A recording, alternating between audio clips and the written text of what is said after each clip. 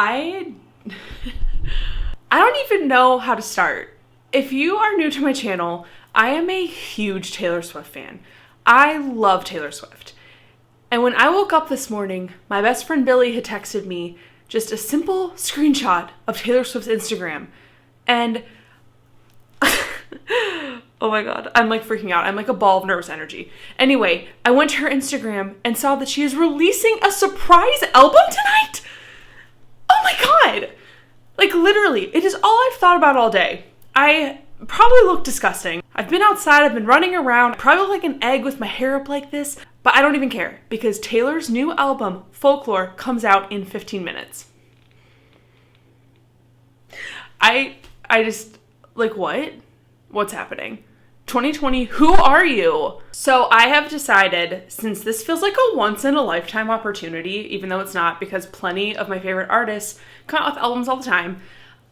And what was I saying? Oh my god, I have to calm down. You need to calm down. No, lover, you are done. We are ready for Folklore.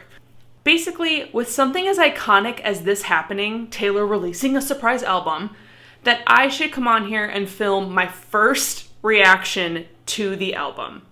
I love these kind of videos. If this isn't your thing and you don't care, go watch my other videos. I'm so excited for this album. I don't even know what to think, what to anticipate. Based on her collaborations on this album, I am hoping that we get the indie Taylor of my dreams. Oh my god. But I'm not getting my hopes up. I'm keeping my mind open. And basically, I'm just going to give you my reaction literally as I hear the album for the first time. I feel like nothing I've said so far makes sense. Hi, I'm Christy. I love Taylor Swift, and I'm losing my absolute shit over the fact that she is dropping a surprise album in 11 minutes. This is what heart palpitations feel like. So I guess a little background for any of the Swifties joining. I have been a Taylor Swift fan since her first album. I have loved her music for literally over a decade. Ugh, gross. Taylor's music has gotten me through some of the most fun, happiest, saddest, hardest, heartbreaking times of my life. So I feel like I will forever support her and her music. As far as my Taylor Swift fandom goes, my favorite albums are Red and Reputation. Red came out at a very pivotal time in my life. Literally, I survived the worst heartbreak of my life by listening to the Red album on repeat. Shout out to my bestie and roommate Melissa, who also listened to it with me every day. Thanks, Mel. But what I loved about the Red album is that it infused so many different genres. I think that that was something that critics complained about at the time, but truly I loved that album because it showed that Taylor can do music in a bunch of different genres. My favorite songs on Red are not the ones that charted or were released as singles. I love State of Grace, Treacherous, All Too Well, obviously, and many others on that album. My other favorite album is Reputation because I just love that it's so dark and moody, but also a love story, which is why you have to listen to the lyrics. But I just love that album because every song is so powerful, and I don't know. Reputation is just that bitch. Okay, guys. We have 1 minute. Oh my god, I'm so nervous. Why am I so nervous? I'm acting like this is my album coming out. Like, god, I wish. My talent level is like, boop. Anyway, a couple disclaimers to this video. These are just my first initial reactions. I find that with a lot of Taylor songs, it takes me a few listens to decide if I really love it or not.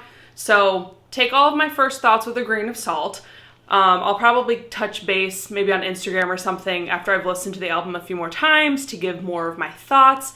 Also, I'm not going to be doing any major lyrical analysis just because this is, again, my first impression of the song, and I feel like I need to actually read the lyrics and do like a deep dive in order to analyze the songs in any way. So again, my first impressions, it is 11 o'clock, let's fucking roll! It's here! I'm so excited!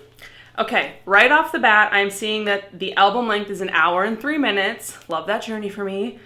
I am also seeing right off the bat that Homegirl has 5 songs marked as explicit, and I am living for that energy. Thank you, Taylor. Love a good explicit song. Okay, I guess we're gonna get started and listen to The One. I am beside myself. Okay, The One.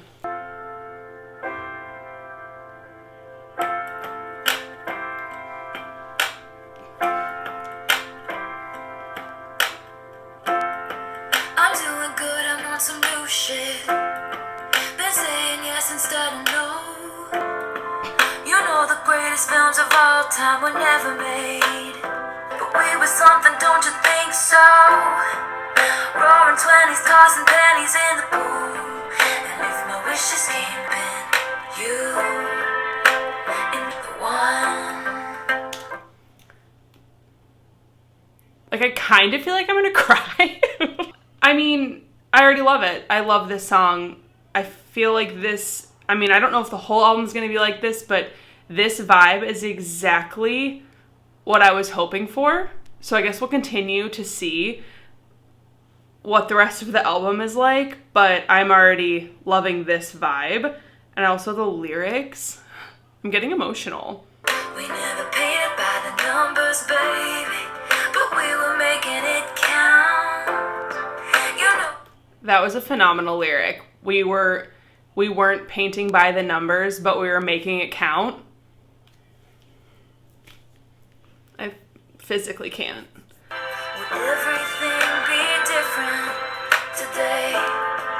I love songs like this that are very reflective and thinking back on a past relationship or past friendships or whatever it is in your life and just wondering if things would have stayed on that path, how different your life would be. And I feel like this song really emulates that.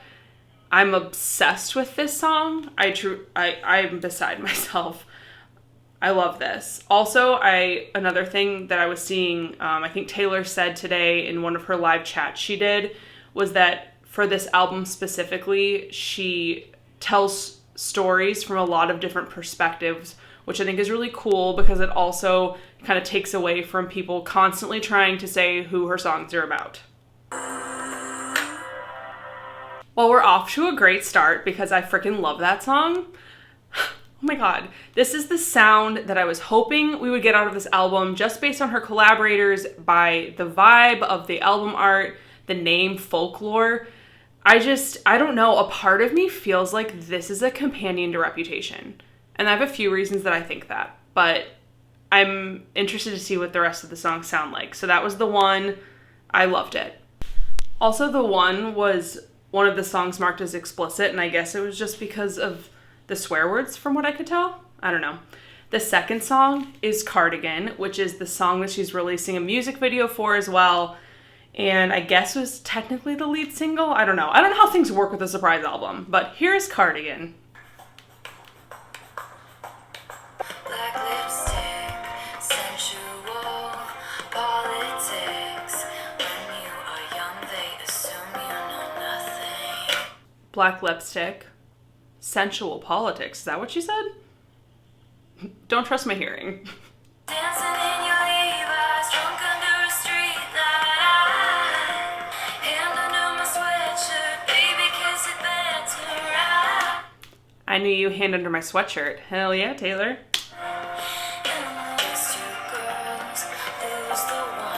I need to rewind. Something two girls, who's the one? Like, something about two girls, I think, choosing between them, asking who's the one. Throwback to the first song, The One. Just a second ago, I was talking about her writing the songs for this album from different perspectives. I also saw that she said she wrote, I think 3 of the songs are about a like teenage love triangle, and maybe this is one of them. So each song from this trio is written from a different person's perspective in that love triangle. Interesting.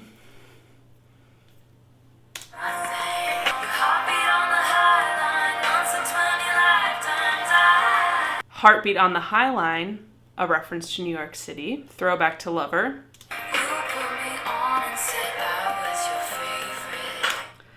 I'm not sure I love is it a metaphor? The metaphor of a cardigan. When I felt like I was a cardigan under someone's bed, you put me on and said, I was your favorite. The I was your favorite part, that's cute. But I don't know, for some reason I'm just like not jiving with that. Is it a metaphor? Is that the right term? I don't know. I've been out of school for so long, man. Tried to change the ending, Peter losing Wendy. Tried to change the ending, Peter losing Wendy. Okay, this album, I'm literally getting emotional. This album's gonna make me cry. Literally, I am happily married. Why am I such an emotional wreck? I'm like sad for all my imaginary lives. Jesus help me.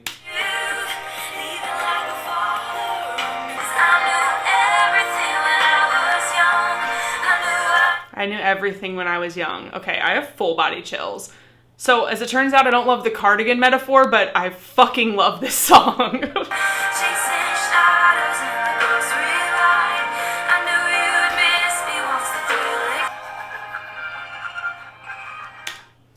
Two songs in, and I am fucking shook. Cardigan is All Too Well 2.0. I'm calling it right now. Like, the lyrics of that song, I like cannot wait to go back and listen to it again and read all of the words. Oh my god. I am on such an emotional journey right now. I can't. Okay. Cardigan, love it. We're 2 for 2. Number 3 is The Last Great American Dynasty, and this does have an explicit marking. I wonder if this will have Miss Americana and the Heartbreak Prince vibes. Old dog's house on the coast took a mind off St. Louis. Shut the fuck up. Did she just say St. Louis? Do you know who's from St. Louis? I'm gonna say it. All the Swifties are about to click out of this video. Carly Kloss is from St. Louis. The last great American dynasty. This song is giving me major The Lucky One vibes from Red. Kind of a retrospective on a more vintage era. I don't hate it, but I don't love it so far as much as the other two. Who knows if I never showed up, what could have been? The pronoun switch, I love it. She's been talking about other people the entire time, and just now, like 3/4 through the song, she switches the pronouns to who knows what would have happened if I'd never shown up. Those aren't the lyrics, but that's what she changed it to. It's I now instead of her. Not my fave. It's fine. It's just not, of the 3 we've heard so far, only 3, just not my favorite. I definitely see its place in the album. It makes sense with what the vibe is. It makes sense with the album title. The storytelling makes sense, but it just wasn't my favorite. So up next is number 4, Exile, featuring Bon Iver. I'm so excited for this one.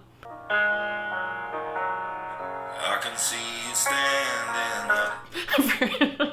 I forgot that it was going to be a boy's voice, so I was really caught off guard by that. I think I've seen this film before, and I didn't like the ending. I think that's the second or third time she's mentioned the word film in these songs, or the concept of a film or a love story in a film. Those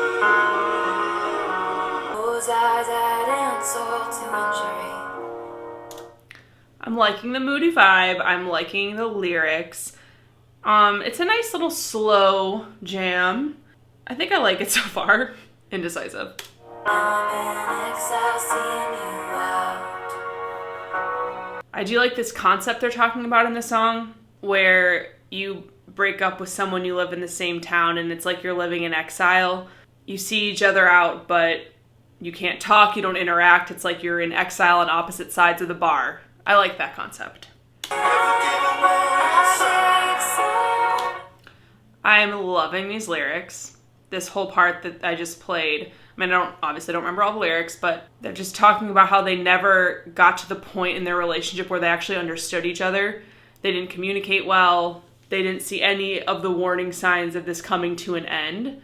I'm pretty sure, I'm not going to play it back right now, but I'm pretty sure he was saying, you didn't give a warning sign, and she's saying, I gave you so many signs. Relatable as hell. I liked that song. I liked that better than The Last Great American Dynasty, but less than the first 2 songs. But I like that song. It fits really well on the album. So, yeah, I like that one. The next song is number 5. It's called My Tears Ricochet.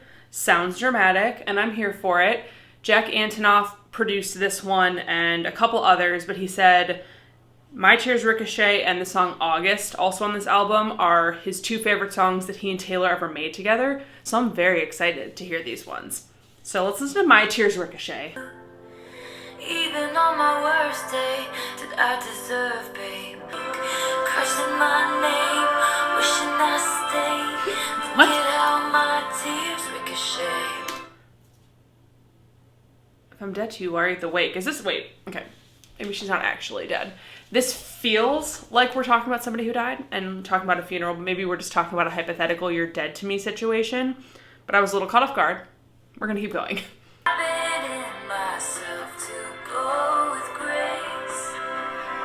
Ah, it's making more sense to me now. I don't know, it's late, okay guys? She's saying I didn't have it in myself to go with grace. Is this talking about Kanye? I don't want to attribute everything to freaking Kanye and Kim, but this kind of makes sense. It sounds like it's about a two-faced person, and she's not... Taylor is not going to go down without a fight, is that what I think she's saying? Like, she's not going to go with grace. So, kind of more standing up for yourself? I don't know. I'm horrible at analysis. This is one of these songs where I'm going to need my friends on Tumblr to do the full-blown analysis, and then I'll understand. Turn into your worst fears. So I kind of get that one, lyrically, but I obviously kind of don't at the same time. So I'm gonna have to read the lyrics to that one, do a little deep dive. I do like the sound of it. I like the song itself. I enjoyed that. On to number 6, which is called Mirrorball, which honestly just makes me think of Dancing with the Stars, which makes me the lamest person on the internet. Without further ado, Mirrorball. Ooh, wait, I'm intrigued. That lyric was, I want you to know I'm a mirror ball. I'll show you every version of yourself. Ooh, I'm intrigued. I already love the vibe of this song. It reminds me of my favorite, like, 90s indie songs, which is my vibe.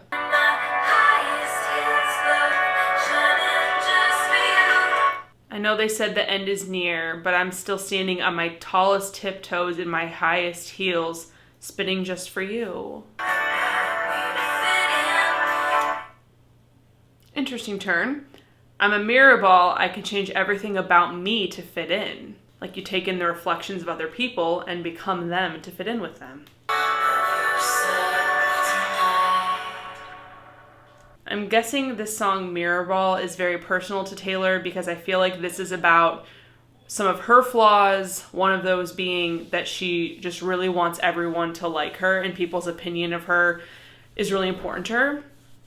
And I kind of think that that's what this whole song is about. And I did. I really liked this song. I really liked the vibe. I liked the lyrics. I liked the melody. Okay, track 7. Oh, it's called 7. Good one, Taylor.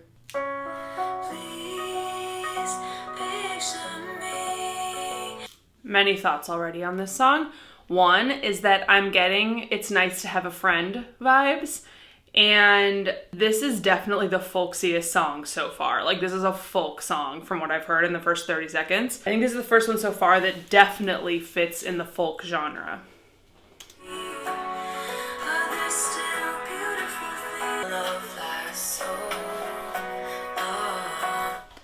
Passed down like folk songs, the love lasts so long. This is a cute song. I like this.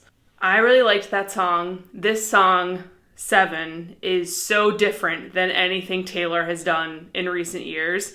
And maybe that's why I like it so much. It fits really well on the album and it's just a totally different vibe and I really like it. I need to stop saying vibe. I keep saying vibe. Use a different word. God, vocabulary. Anyway, I like this song. 7. Okay, number 8 on the album is August. I'm sure it's not a coincidence that August is number 8 on this track list.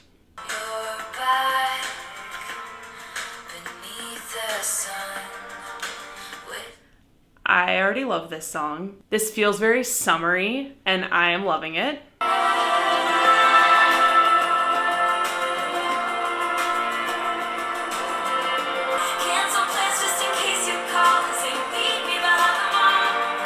Cancel plans in case you call, say meet me behind the mall. I love Young Love.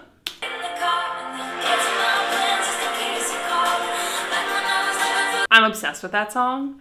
I love that song so much. Oh my god, it's so good. I love it so much.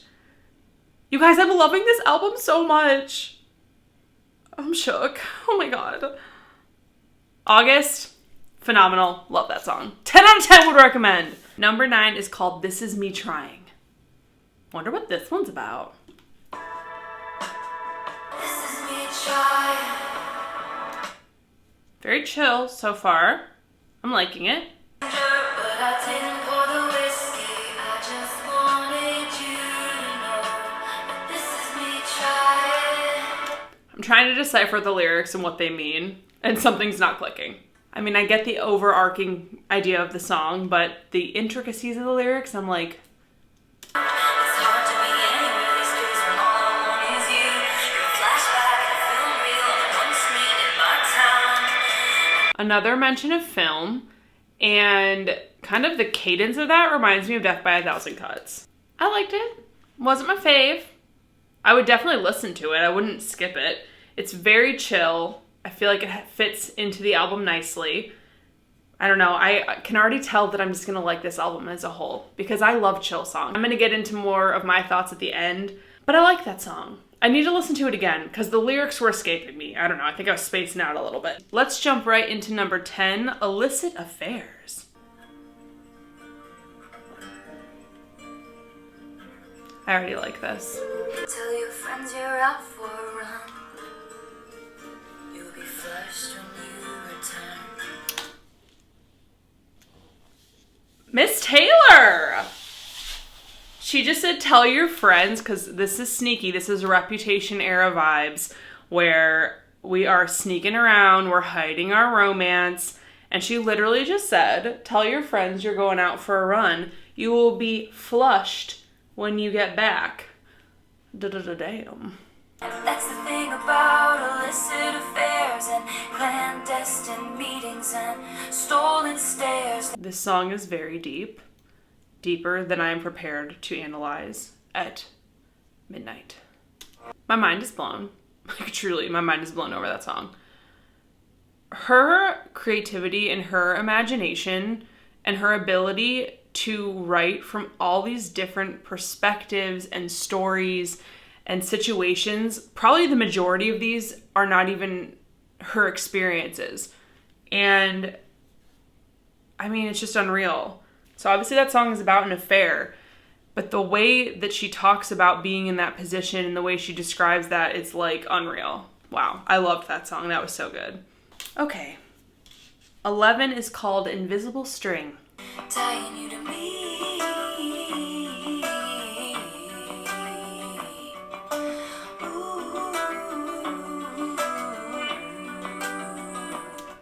An invisible string tying you to me. This is such a cute song.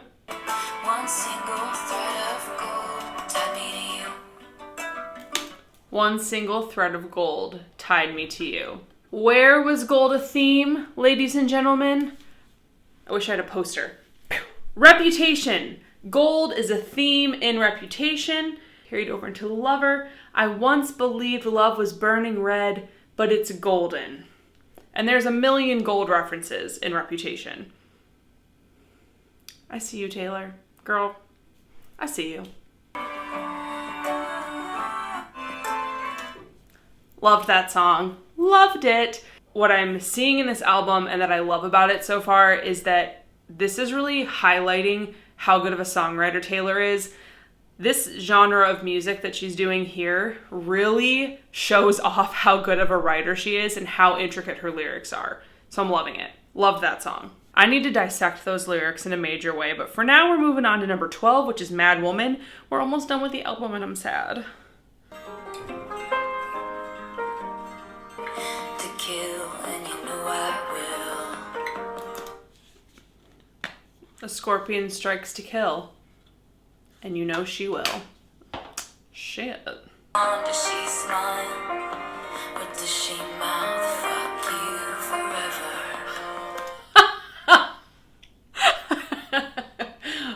I was not expecting that. That lyric. What is happening?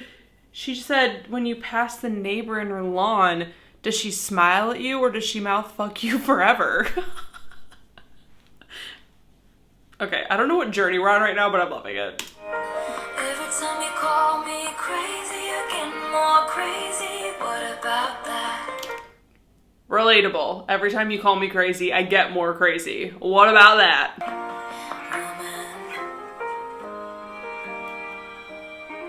The lyrics of this song are interesting, and I'm liking them. The song so far is fine to me. Spin has a couple side things. Good wives always know. Something just connected to me.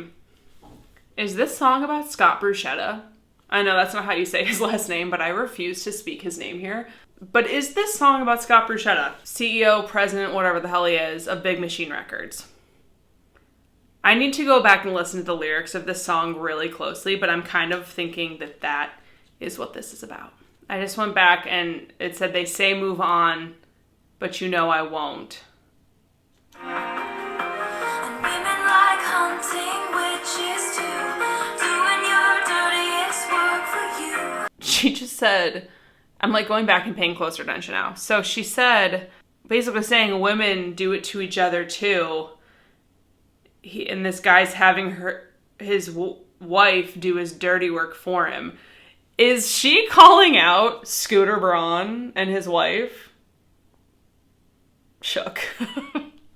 Okay, this one's not my favorite, but I'm going to go back and listen to the lyrics again because if it is about Scoots and Scott Bruschetta, then I need to know. So that one will be revisited. It does make sense, though, that it would be about them because the whole song's about her being mad and people kind of painting her as this mad, angry woman.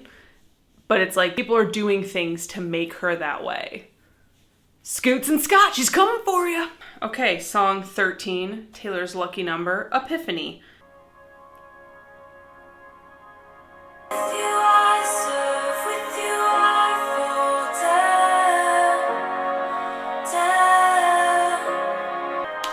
I'm going to be honest, I have no idea what the lyrics are. I'm having a very hard time hearing them. With you I serve, with you I fall down. I like the mood of Epiphany. I really couldn't tell what the lyrics were. I know at some point we were mentioning wounds, doctor, but I don't want to jump to any conclusions about what the song is because I feel like I missed more than half of the lyrics. So this one will be revisited. I like the softness of it. So I do like the song, but I feel like the lyrics make or break it for me a lot of the time. So I need to actually go and read the lyrics and listen to it with that context. Up next, we have number 14, Betty, which I'm very intrigued by this one. Betty is an interesting song title.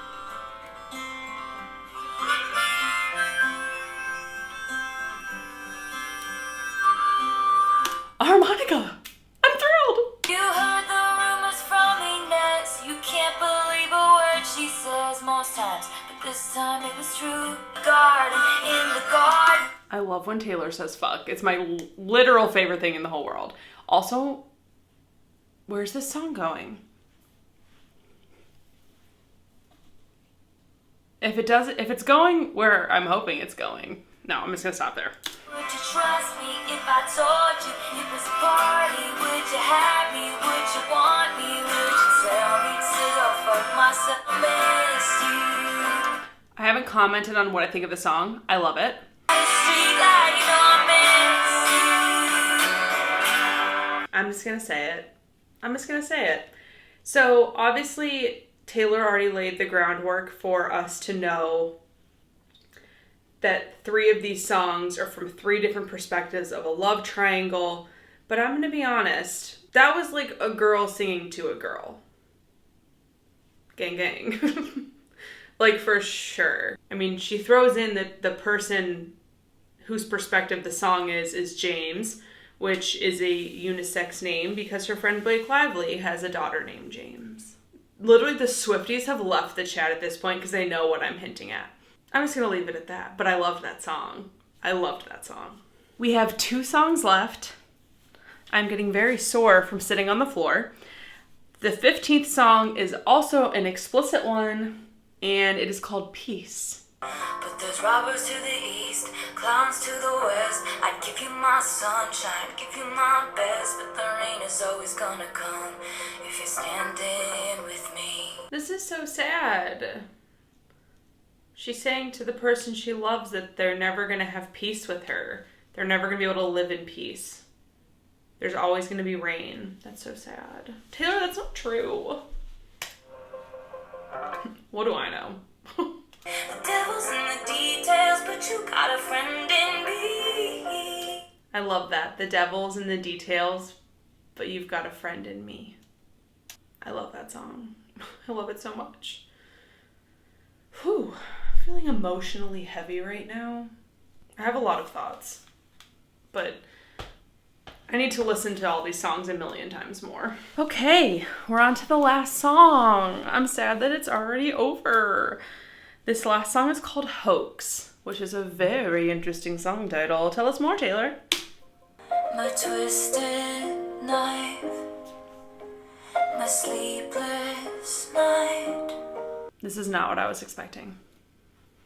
This is a far cry from Daylight as an album ender, as of right now. Oh, faithless love's the only hoax I believe in.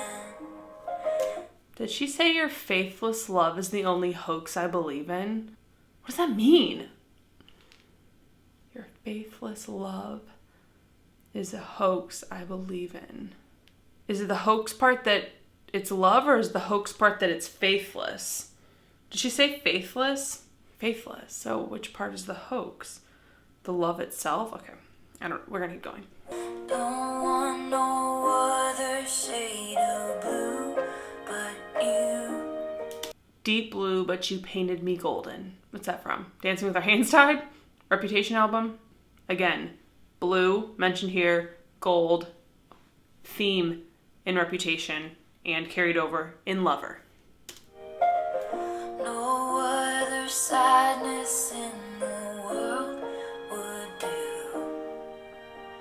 My best laid plan, your sleight of hand. I like the line about the sleight of hand, but also that is not the first reference to fire that she has made on this album. Might have been like the second or third. You know I left a part of me back in New York. You knew the hero died, so what's the movie for? Left Pardon Me Back in New York. Another New York reference. As we know, Lover was riddled with New York references. She also just made another reference to film/movies. I'm kind of wondering if she drew inspiration from movies for some of the storylines in the songs, and that's why we keep getting the film references. The only one, my kingdom come undone. And this was just as hard as when they pulled me apart. I'm wondering if she's talking about, if I'm going to apply this to her personally, the lyrics to her personally, it feels like this, when they pulled me apart is when basically her reputation was destroyed. And she's saying that this breakup, this dark period in this relationship, whatever it is, hurts just as bad as that. Kingdom come undone. Oh my God, my mind is freaking blown right now. Take that back to King of My Heart on Reputation. We rule the kingdom inside my room. Dude, I just had this feeling that this album and Reputation are connected. Even though she's saying that like 11 of these songs were written since April, no, they weren't. I love when I talk like everything I say is fact. Would do. That's a very sad and depressing note to leave this album off on. I was like not expecting that at all. She used to do this a lot. Like, wasn't Last Kiss the last song on Speak Now? What was the last song on Red? I should know this because I listen to that album constantly. Begin Again. That wasn't a sad one necessarily, kind of. I don't know. That Hoax was a really depressing note to leave off on. But I loved the song. I really liked that. I guess I'll tell you my final thoughts as they stand right now. Okay, my final thoughts on the album. I really like it. I have a feeling that after I listen to it a few more times all the way through that I'm going to love it. And it might be one of my top faves now from Taylor. This always comes down to music preferences and music tastes, but I love this kind of music. This is the kind of music that you can put on as nice chill background music while you're hanging out at home. It's also good music to drive in the car to or sing your little heart out to. And I don't know, there were so many songs that I absolutely loved, and I loved that the whole album was very cohesive in sound. That's something that I don't always get from Taylor's albums. For my music taste, a lot of her really poppy songs I don't really love, so I end up skipping over a lot of those on Red, 1989, Reputation, Lover. I skip over the super poppy ones, usually the ones that are released as singles. So it's nice that this album is super cohesive and something that I can literally play from start to finish and not skip a single song. I don't know that I have a single Taylor record that I don't skip a song. So if this is that album, I'm so excited. So yeah, basically I loved it. I can't wait to listen to it all weekend, literally on repeat, nonstop. I might give an update on my Instagram of how I'm feeling about different songs, but in the meantime, I hope you guys enjoyed watching my first listen to Taylor's new album, Folklore. You can listen on Spotify, get it wherever they sell music, I guess. I'm definitely gonna get one of those cool vinyls. Those look cool as hell. Thanks for watching, you guys. If you would like to see more of my videos, please subscribe. It really does help me out, and I will see you guys next time.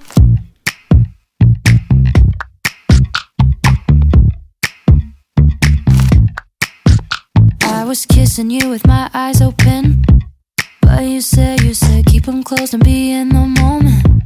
So I did my best to make you feel wanted. But what about what I want? What about